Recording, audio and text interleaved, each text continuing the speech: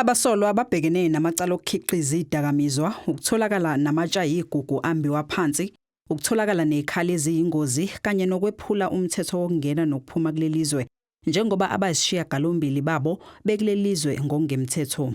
Yes, the one Zimbabwean, three Mozambicans, as well as the Mexican nationals. Following further investigation with Home Affairs, they were found that they are illegal in the country, and therefore an additional charge of contravention of the Immigration Act was added.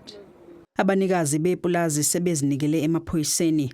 Abasolwa bazobuyela enkantolo sebezofaka isicelo sebhayili mhla ziyi-12 kuNhlangulana. Ngaphandle kwenkantolo bekunedlanzana lamalungu omphakathi belibhikisha lilwisana nokushushumbiswa kwezidakamizwa kule ndawo.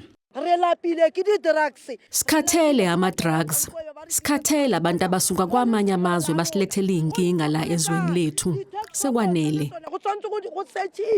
Kusenjalo ubuyele enkantolo uMathiphandile Sotheni nosolwa ngokubulala uMarius van der Merwe nobaziwa ngoWitness D eKhomishaneni kaMadlanga.